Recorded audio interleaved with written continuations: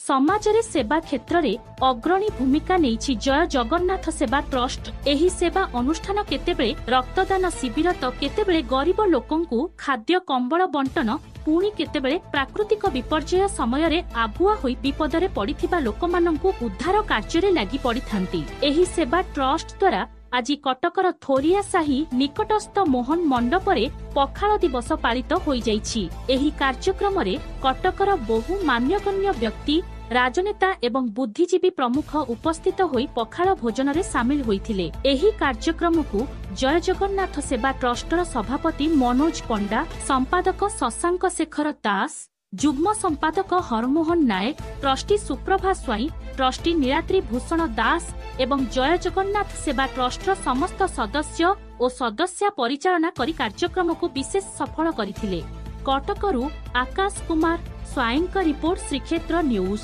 आमे ओडिया आम पखाल भारी बढ़िया तो एटा जय जगन्नाथ सेवा समिति परिवार आमर एटा सब वर्ष हुए पखाल दिवस पालन करूँ। कटक जेहतु भाईचारार सहर आम पखाल खाई आम परंपरा को बचे आगे सब परंपरा बचे सेकाल पखाल अच्छी निहाती अच्छी आप पखाल पखाल भाया खाइबे सेकाल पखाल एबे भी अच्छी बड़ी चूड़ा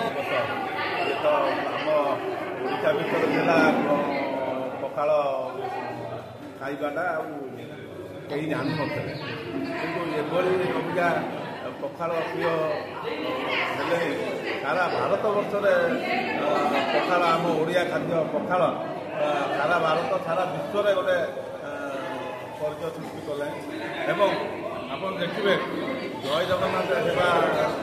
समितिर गोटे एभली प्रयास समस्त को एकत्रित करके आज देखा आप सांबादिक भाई आप स्वेच्छासेवी एवं समस्त मुरबी मैंने समस्त ये आसिक पखाल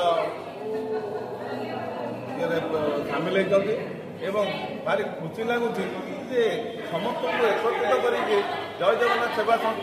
समिति गोटे बढ़िया प्रयास करती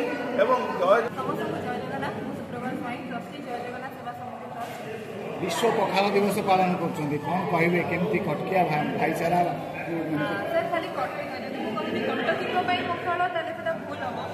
समग्र ओडावासी बर्तमान ओडार सीमित ना बर्तमान जब देखा ओडा बाहर